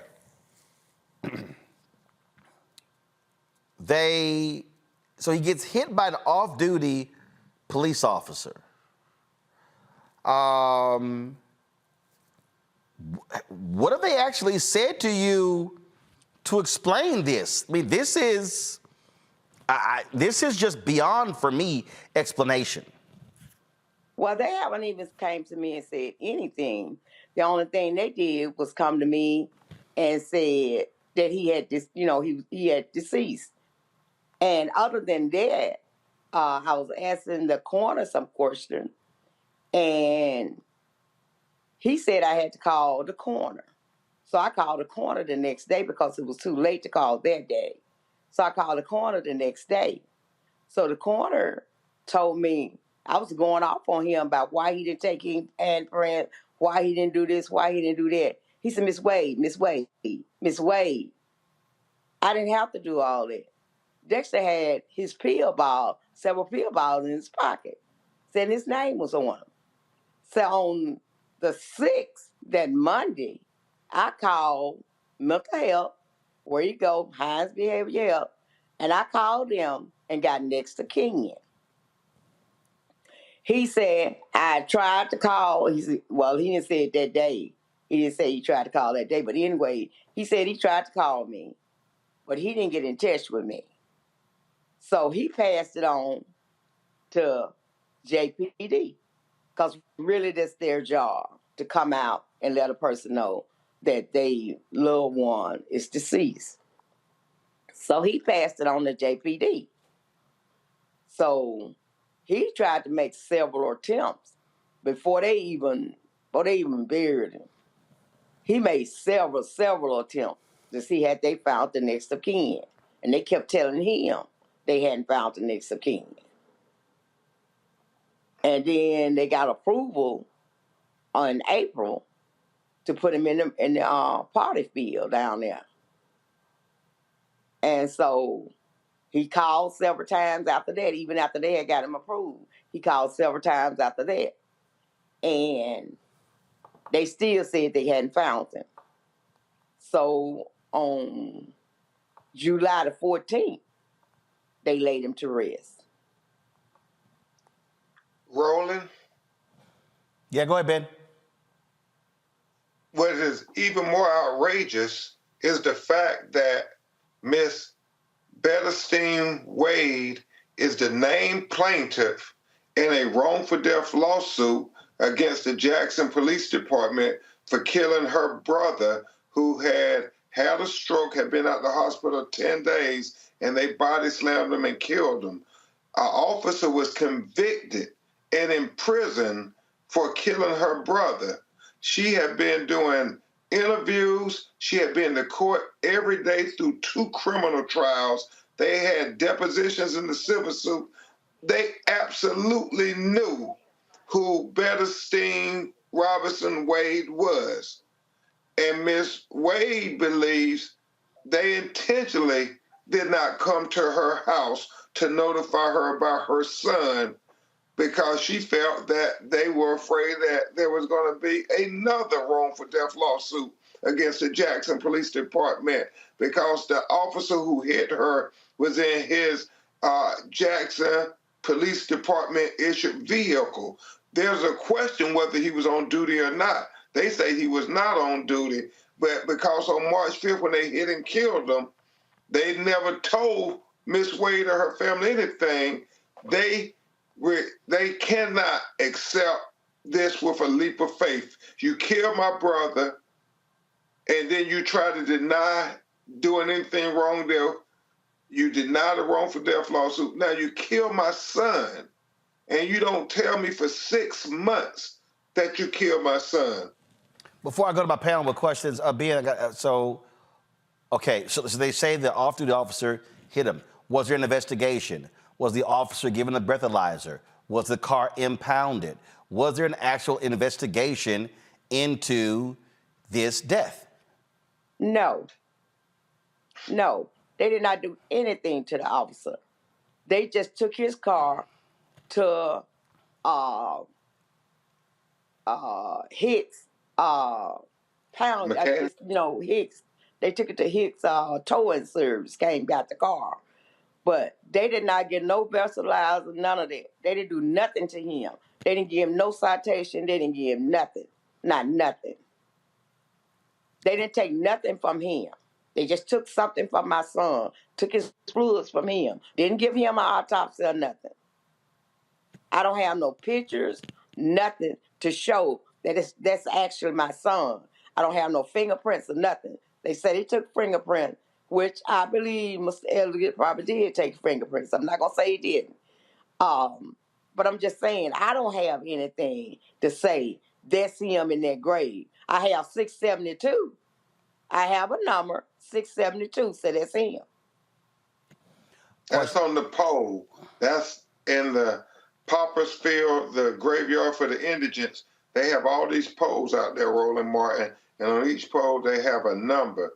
And he is number 672, and we're going to exhume his body. We're petitioning the court to do that, and we're going to have an independent autopsy performed, and then we're going to give him the proper funeral that he deserves, and try to get Miss Betterstein some measure of justice for her son and her two granddaughters.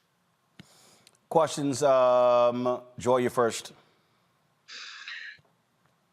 Let me just say what is heartbreaking about this whole evening. It's about lack of humanity, lack of treatment of humanity of our fellow humans. And I can't help believe that if he were anyone else, you would have gotten greater understanding, greater consideration, greater justice for your son already. What are you asking from the city to do at this point? Well, at this point, they can't say that it wasn't intentionally, because now the more I look at it and the more things put out here, it's intentional, because I gave them my address the second time. So I can't say. So they need to honor up to it. They need to do right by me, the suffering, the pain, and everything I've been through, the looking, the just saying, can't he come home? Where is he? Disappeared off the face of earth. I never saw a person disappear off the face of earth and you don't even know, nobody has seen him, nobody know nothing. Jackson police can't find him, nobody. He's not in the morgue, he's not nowhere. So, I mean, they need to be held accountable for this. Amen. Mustafa? Well, Ms. Wade, I'm praying for justice for you and your family. Ben, I'm curious. Is there not supposed to be some form of a process when a police officer is involved with a homicide by an automobile? Of course, we know many times it's with a firearm. So what's the normal process? Well, I'm quite sure now, me, as of knowledge, that they should have gave him a breathalyzer. They should have took him and got, the proper documents and stuff that needed from him. They should have called the highway patrol. I mean, everybody should have been at the incident. It shouldn't have just been a small amount of people there. Everybody should have came to that incident. And they should have notified me in a decent manner of time if they got the information. They should have notified me. They should have came to my door. What is for a knock? I mean, don't we have doors, doorbells? I mean, you can come to the door and ring the doorbell. If I'm not here, leave me a card. What happened to the U.S. mail? We got mail service. They should have sent me a letter and said, hey, Ms. Wade, you need to come down to JPD, important. Would you please come down? Or would you please call us? Something. Something. Randy. Yes, ma'am. It's just something. Yeah, my absolute deepest condolences to you, really. And I'm thinking, I saw the article where they said they tried to call you, but they couldn't get in touch. It was the wrong number or something. And it made me think about, I have friends when they go on a first date with someone that they don't know, in 1 minute, in 2 minutes of a search, they can find out where this man lives, his telephone number, his place of employment, everything. Those officers, somebody could have contacted you. Not in today's society, there is no excuse. At minimum, this is negligence. Well, first of all, when you said notify me, and for as the phone number concerned, I went and got evidence. The number they got for mental health is the number I still have. So that's just something that they said.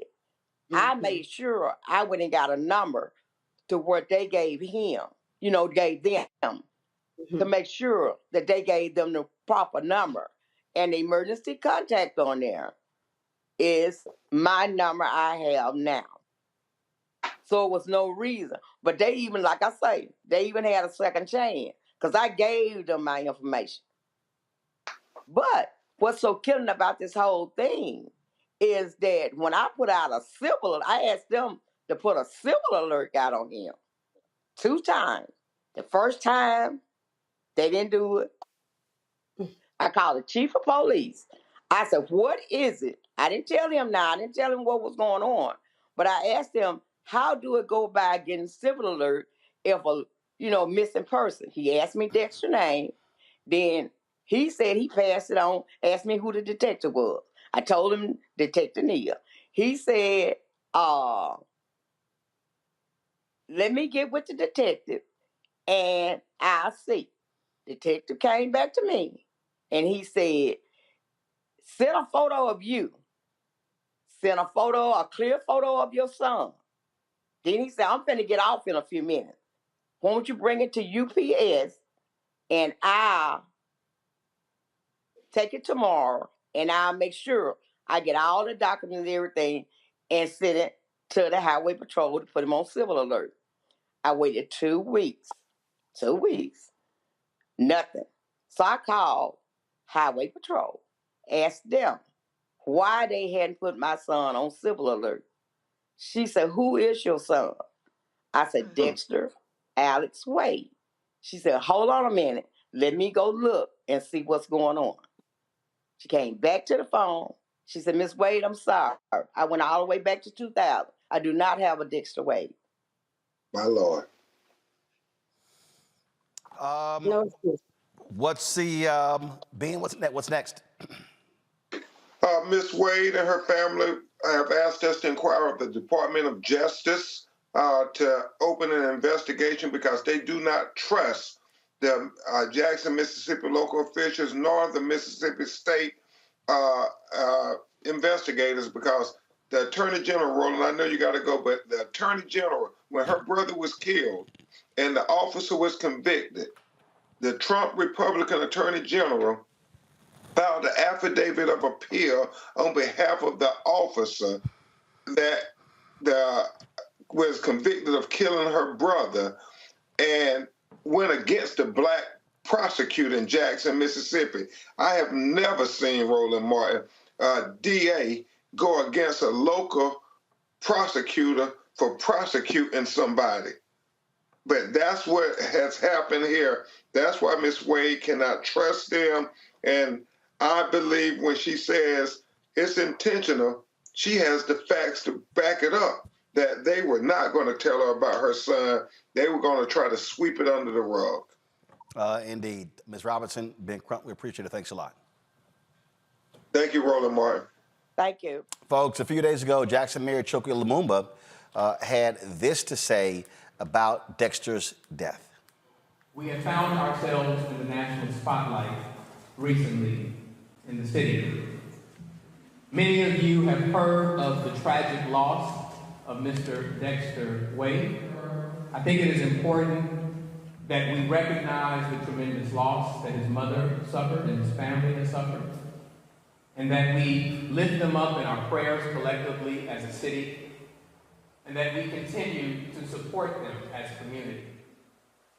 This is a tragic circumstance, and it is important that we understand what has taken place.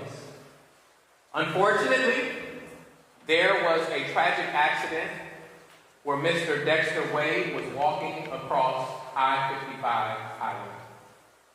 While he was walking across the highway, an off-duty JPD officer unfortunately struck Mr. Wade and he passed.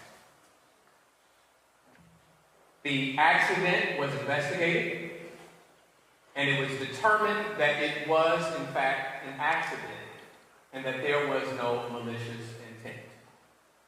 Unfortunately, at the time, in addition to his loss of life, he was without identification, and the Jackson Police Department was unable to make an ID.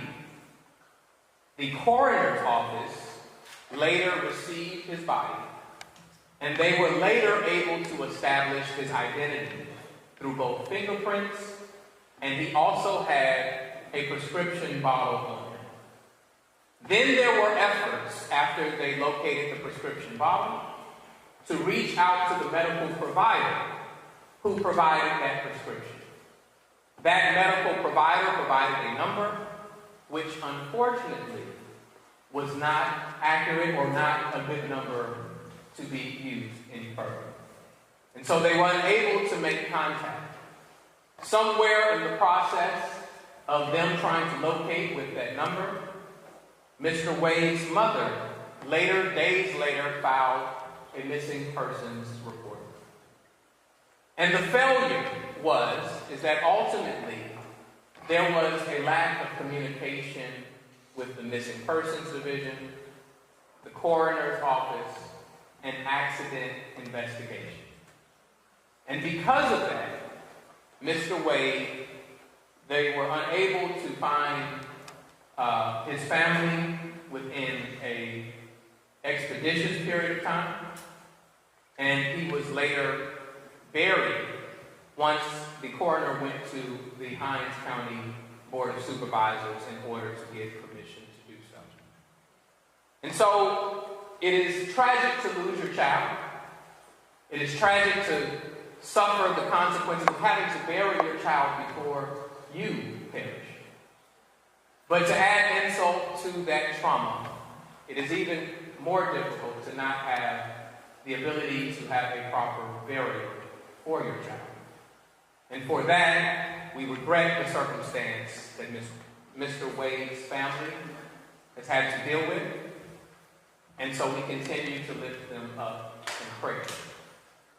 I do want to be clear that at no point have we identified or did any investigation reveal that there was any police misconduct in this process and that there was any malicious intent. And so it is important that we learn from these circumstances, that we identify ways to improve communication, but it is also important that we don't confuse with community issues of police misconduct in a circumstance which honestly was an unfortunate and tragic accident. Well, we'll certainly be focusing on this and covering this and to see what happens next. Let me thank Joy, Mustafa, Randy for joining us today on the panel. We certainly appreciate it. Thank you so very much, folks. Don't forget us, support us in what we do.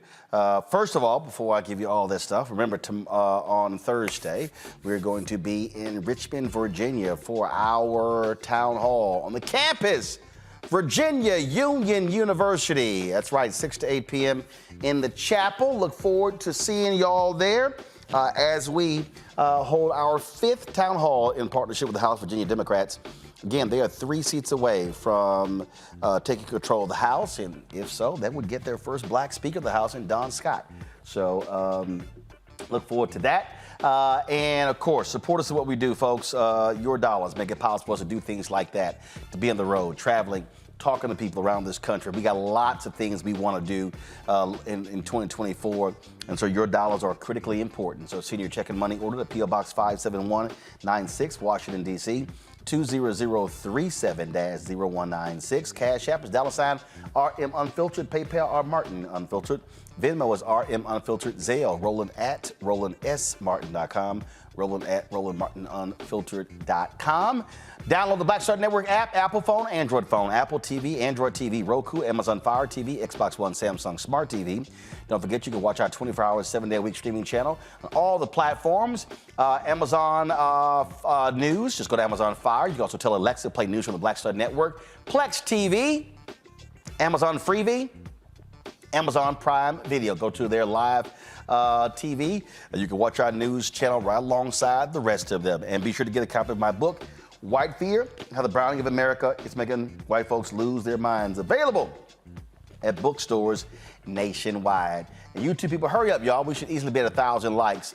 Y'all been messing around. So before we go, just hit that like button before you get out of here. I'll see y'all tomorrow right here on Roland Martin Unfiltered on the Black Star Network.